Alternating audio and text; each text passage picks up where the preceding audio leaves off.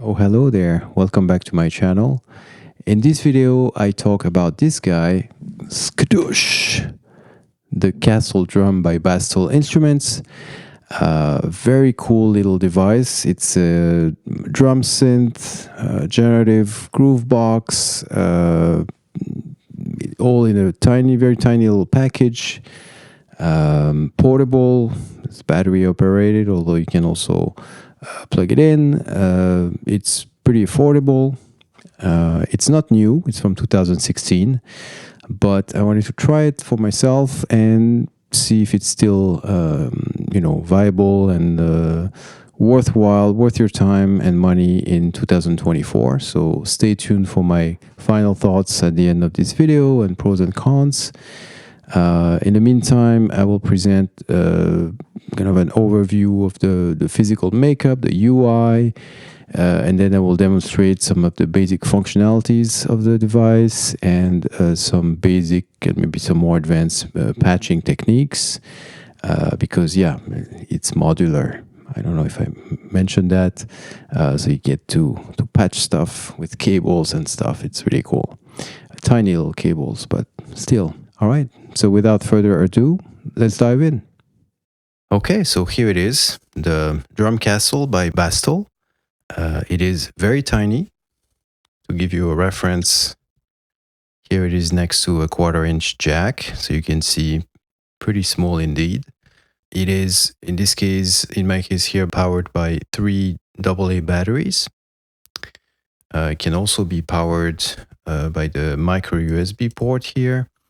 And in addition, you have one audio out and one input output, which is kind of a multi-purpose connection where you can send CV in, you can send CV out, and you can send audio out. And the cool thing is it's a stereo port, so you can actually have 2 channels of CV in or out or audio out. So you can do some cool, interesting things with this. All right, but that's for later. Let's talk about the basics. So first we have here the control over the sound with these 4 knobs. So this knob, the drum knob, controls the engine because on the Kastle you have 8 different sounds or different engines that give you anything from a kind of bass drummy sound, hi-hatty sound, and a lot of weird things in the middle. So you control that with this knob here. You have the pitch knob, which controls the pitch. The tempo knob, which controls the tempo. The decay knob, which controls the envelope. Well, the decay of the envelope. When you're at noon like this, you have the shortest decay, so you have very short percussive sounds. As you turn it clockwise, you get longer decay as normal of the amplitude envelope. But if you turn it counterclockwise, you increase the decay of the amplitude envelope and you increase the modulation depth of both pitch and amplitude. So you get more modulation if you turn counterclockwise. All right, so these are the 4 sounds knobs, let's call them this way. And here we have 3 modulation knobs. Okay, so the top one is the drum mod. And by modulating this, you can actually alternate between different sounds. The pitch mod, pitch modulation, and then tempo modulation here. And then we have a bunch of patch points. Okay, and that's really where the magic happens here. So how do you patch this? There are these cables that have a wire right at the end, and you just so the patch points are just holes, and you put the wire inside. Then you connect to another one. That's it. And it's pretty easy to do. I mean, it's when you have like big hands, big fingers like me, it's not ideal, but it's doable. I don't know how doable it is during a performance without much light and so on. So it's not ideal, but it's actually pretty functional. All right, so the patch points here. So the ones that are circled in yellow are the outputs, and the one which are not circled in yellow are the inputs. So in terms of the outputs, we have noises. I'll leave that for later because this one is a little more kind of obscure application. But click, okay, so the clock, sorry, not click, clock. So that's the clock output. And note that you have three connections here. So you can send the clock to different places. So that sends the clocks, that sends like a pulse that follows the tempo set by the tempo knob. Then you have an LFO.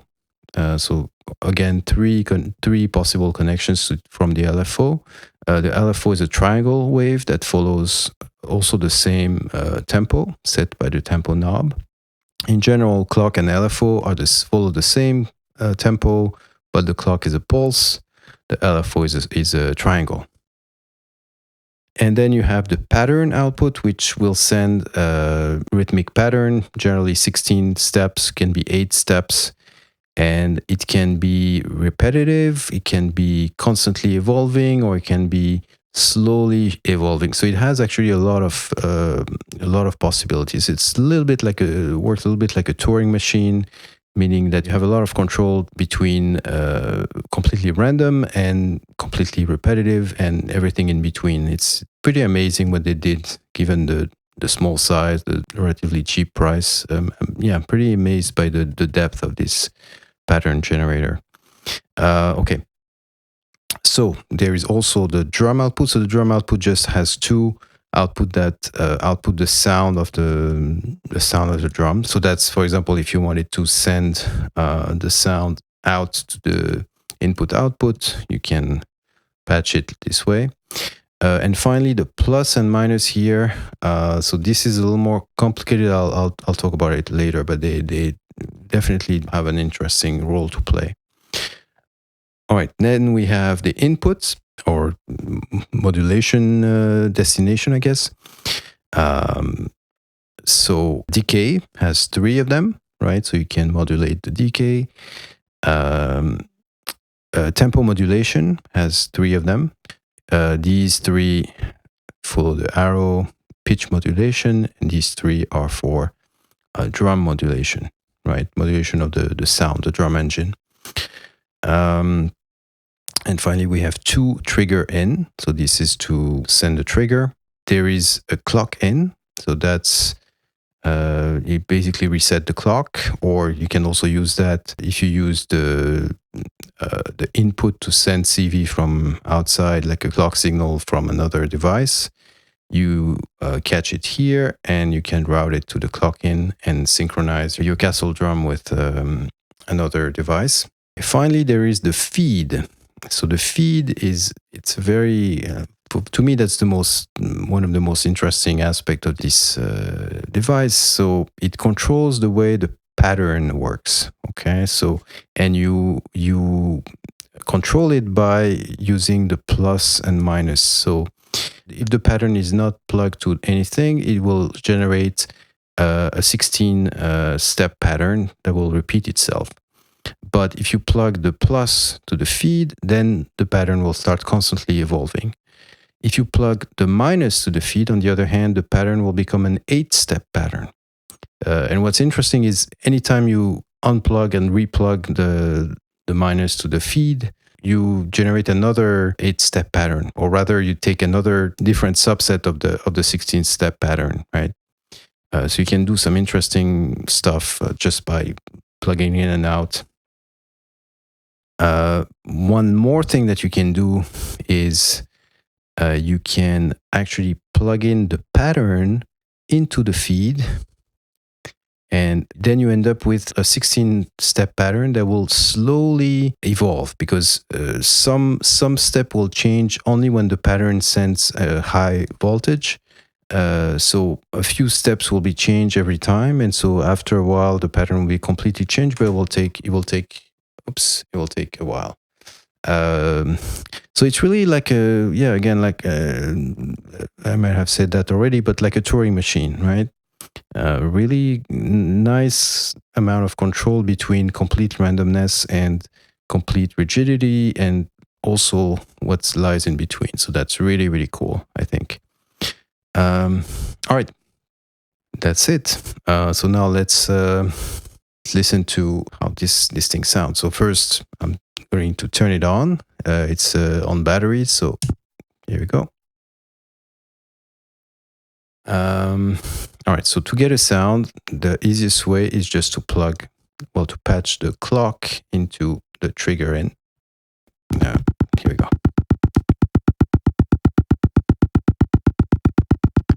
All right, so here I'm at noon with the decay, so I have a very short sound. So again, if I turn it,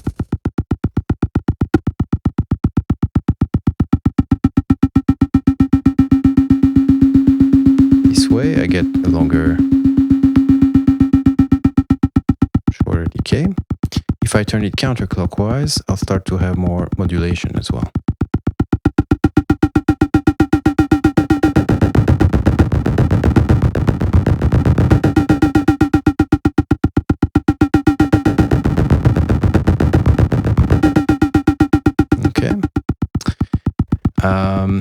Now here I can control the different engines, so let's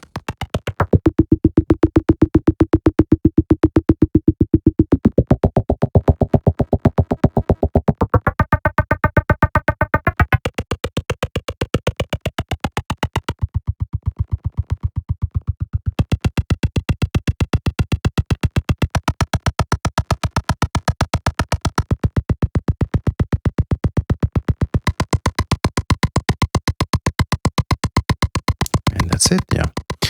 So let's listen to these with a little more decay.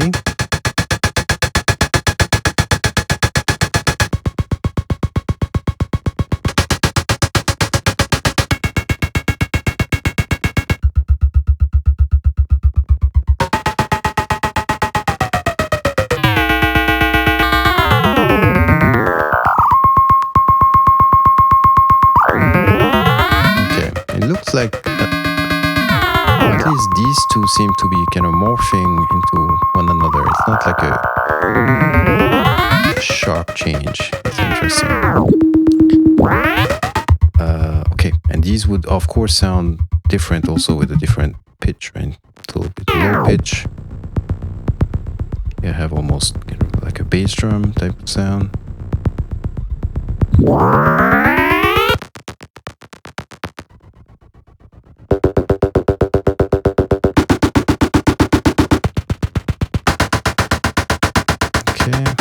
And with high pitch.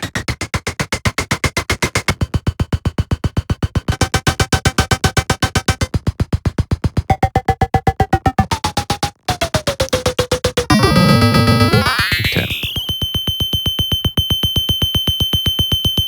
Right, so I mean it's, something you just want to explore, tweak the knobs, but the way I understand it is here completely counterclockwise you have what sounds the most like closest to a bass drum.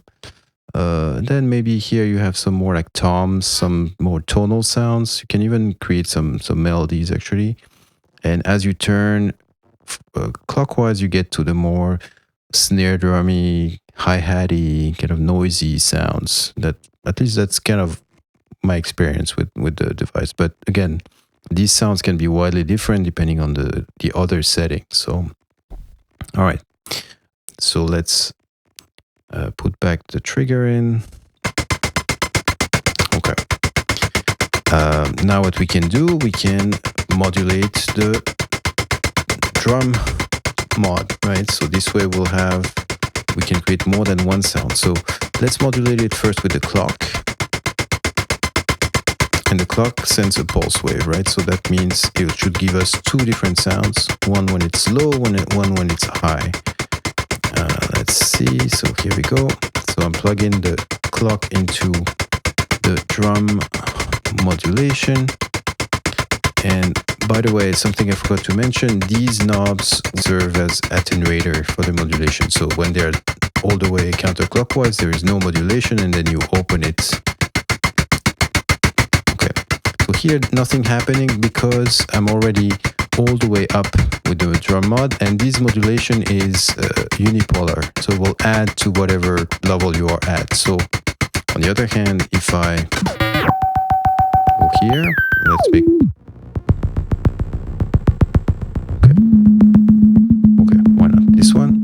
Now I should hear, right? So now every other sound is different. And as I increase the modulation, I will get to a more distant.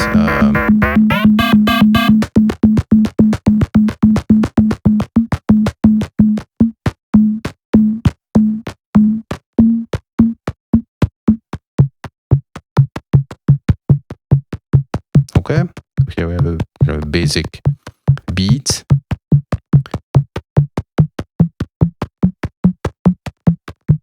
You can move the pitch modulation. All right. Well, actually, let's now try to modulate the pitch, but this time, instead of using the clock, I'm going to use the pattern. And let's see what we get. So again, here I have no modulation because the knob is all the way counterclockwise, but if I open it, I should start to hear.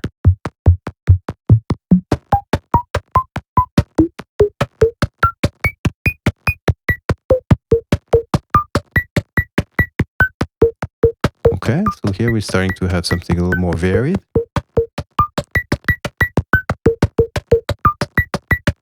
Right, but it's repeated. It's a 16th note pattern. Okay. So now if I want an 8-note pattern, I just need to patch the feed here to the minus.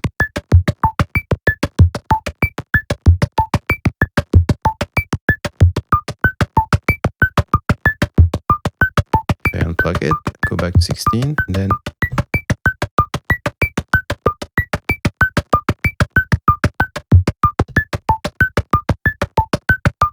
okay. Now, on the other hand, if I plug the feed to connect the feed to the plus, I will get a constantly changing.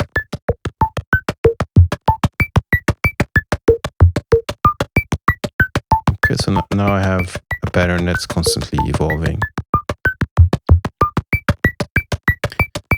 Okay, and as I mentioned before, if I plug the feed, because I have two possible connections to the feed. So if I plug the second connection from the feed to the pattern,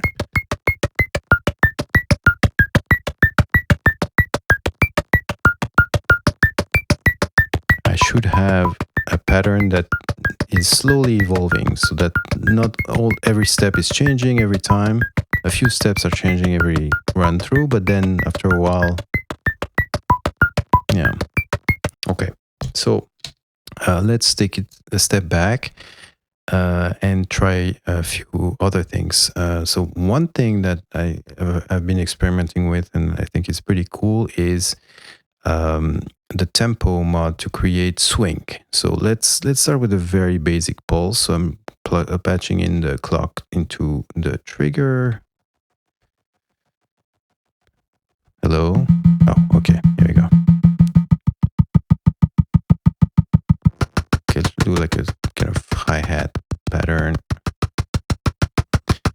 Okay, let me modulate decay a little bit just to make it more interesting with the pattern.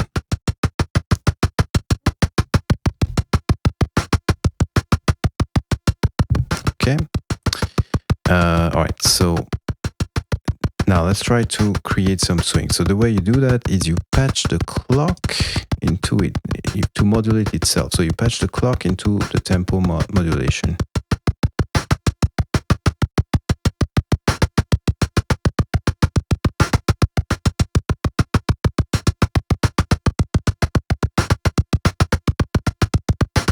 Right? And I found that to get closest to swing, you basically want the tempo mod and tempo knob to be around the same position, but then you can also have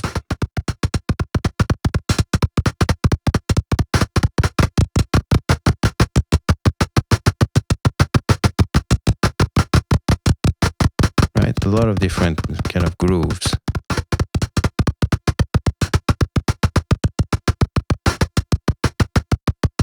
From completely straight, swing, but everything in the middle. Right, you can have, yeah, and starts to sound very, very groovy.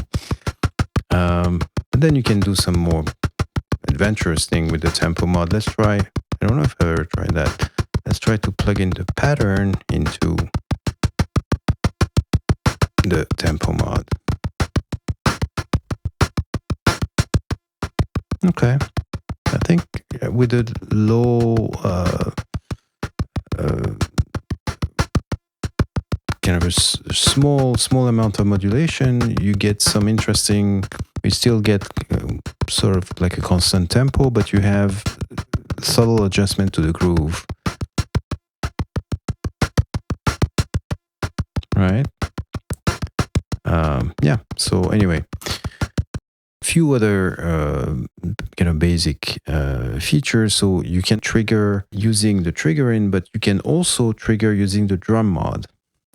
So if you plug in the pattern, for example, into the drum mod, you should hear a sound. And actually here it will be it will get louder as you increase the modulation amount. Right? But even at full modulation amount, it's still a little softer, I think, than if you plug.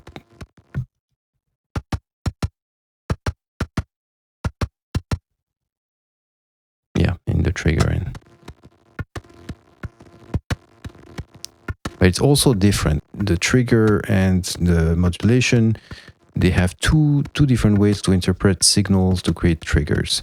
So the way I understand it, or I hear it musically, is that the triggering would give you something more straightforward, more binary, like, okay, trigger, no trigger. If you plug in the modulation, the drum mod, you get something more nuanced with different levels of velocity, right?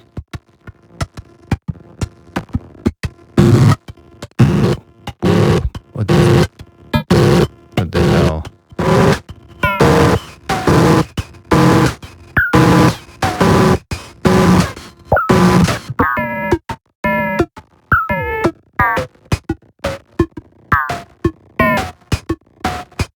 Okay.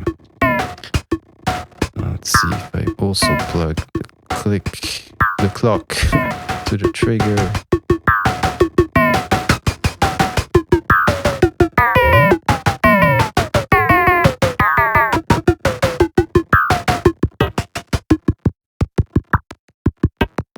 Okay. Yeah, that's groovy. So let's go back to a little swing.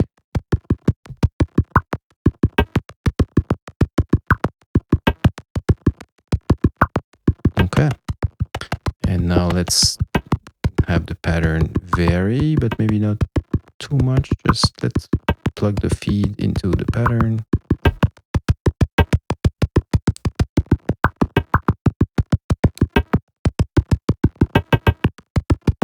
Yeah, that's pretty cool. I like that.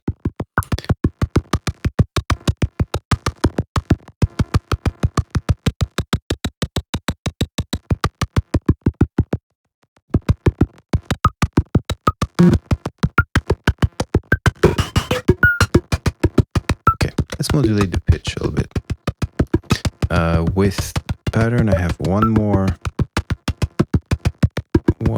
It's hard to get. Yeah, okay, here we go. And I'll put that into the pitch. So again, once you have more than a few cables in, it becomes a little hard to patch, but okay. I'm opening the pitch, and so I connected the pattern to the pitch modulation.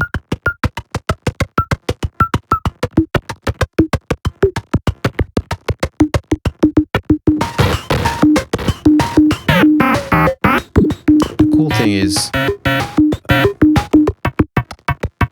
you have a lot of control with these knobs. So basically, even if let's say in a performance context you don't want to touch the patch cables because it's too little, and you can still get a lot of mileage just from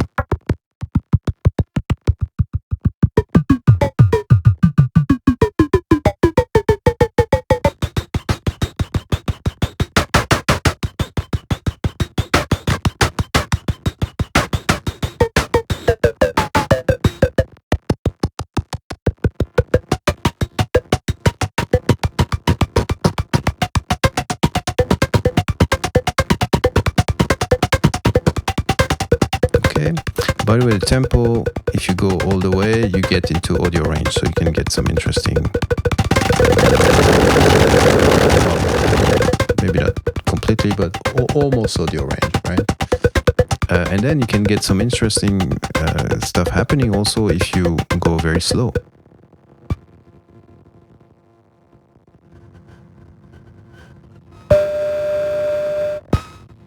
Right? You can have some interesting kind of like generative.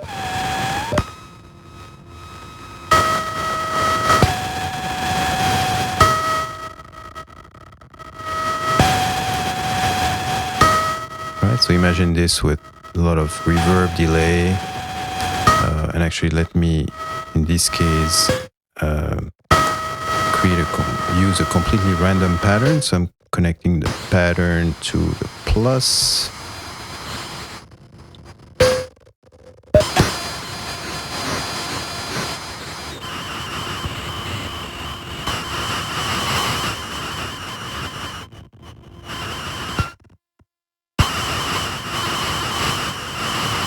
Okay. Okay. One more thing. If you use the LFO to trigger, you get some interesting stuff happening.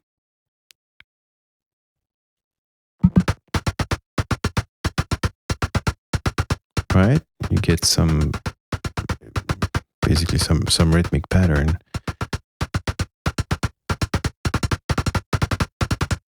Okay, and it has to do again with the way in which the triggering interprets the input signal to create to generate triggers. And so that will give you a different result if you plug in the LFO to the modulation. Actually, I think it might not. Yeah, the LFO, unlike the clock, it doesn't work when it doesn't produce anything when you. Oh, it does. Okay.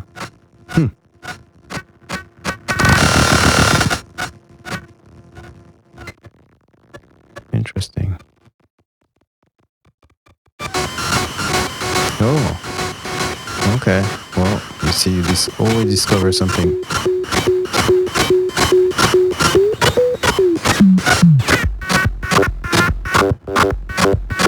Ooh. Okay. Let's try to build on that a little bit.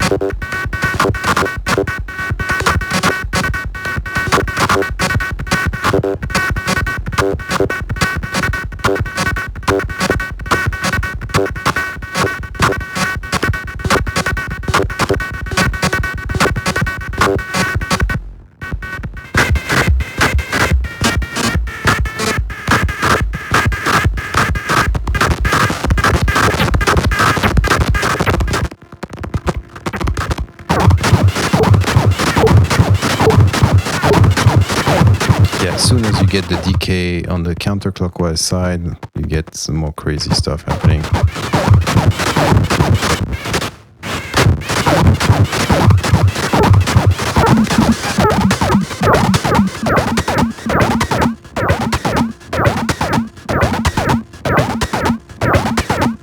Okay, interesting. All right. So what else? I mean, this is already, you can already do a lot with just that. Now there are some more advanced applications, so you can also, and that's where the noises connection here comes into play. So I'll try to demonstrate. So noises, it's a different set of sound that's less tonal and more noisy. So I'm supposed, if I take the noise and I put them into the output. Okay, so now I'm going to change my connection and plug it into the input output. And I'm going to put the noises into the right. Well, let's do it just into the right, just one side. And let's see let's send a simple clock trigger. Okay.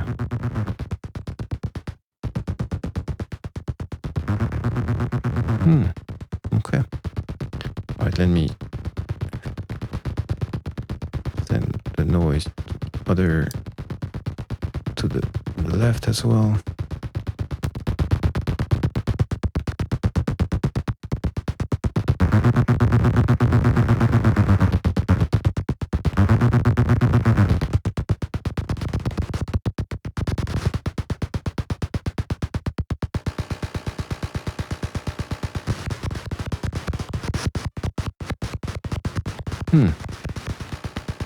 Interesting. So you have a whole different set of sounds, I guess. Let's try pitch modulation with that. Ooh.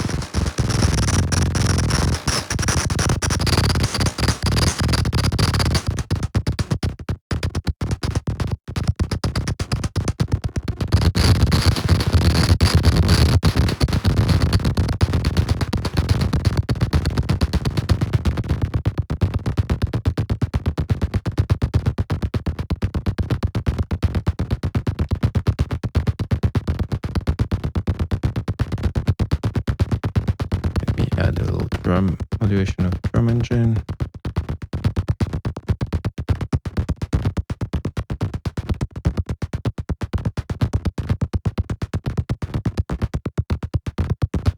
Okay.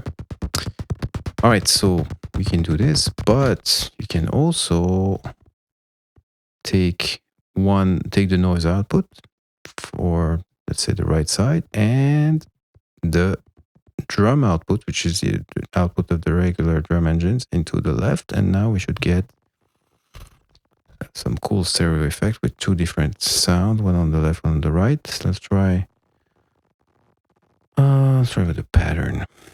We get something, start with something more interesting. Cool. Oh, I love that. But I'm not really getting anything from the noise side. Not sure why. Oh, because the noise is not triggered by the drum mod. I have to go in the trigger in, I guess, right? Is that it? So I have to send the clock. Okay. Okay.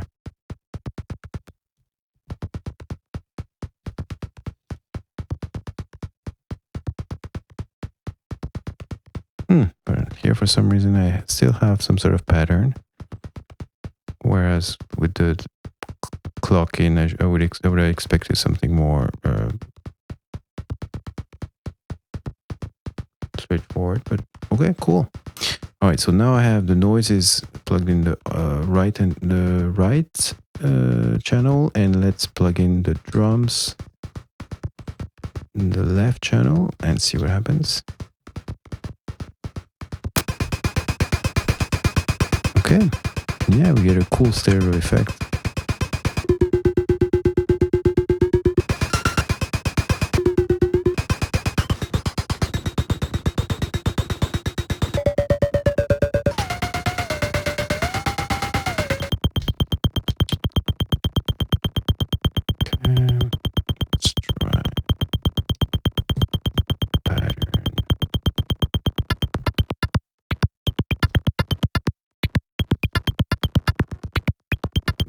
Groovy. Okay, so now let me make the pattern evolve. I can't find. Okay, here you go. So I plug the plus into the feed.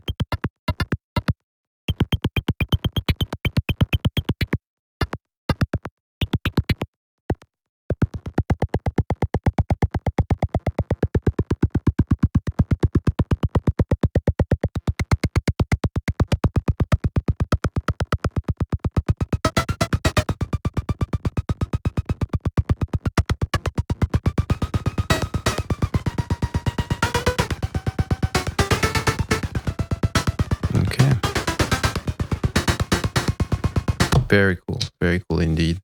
All right, so that was my overview of the Kastle Drum. So now for the pros and cons and final thoughts. So first, let's start with the pros.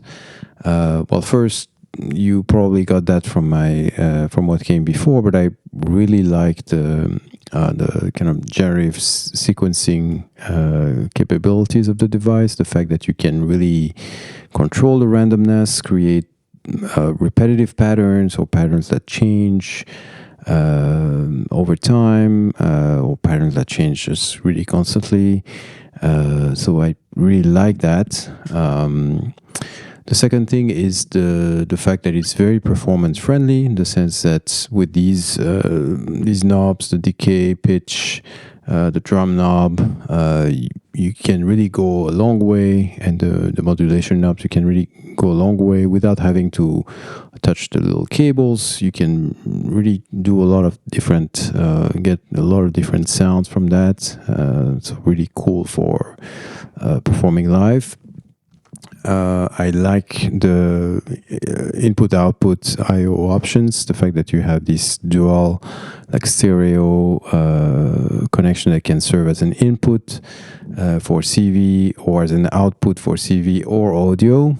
So I think that's pretty interesting.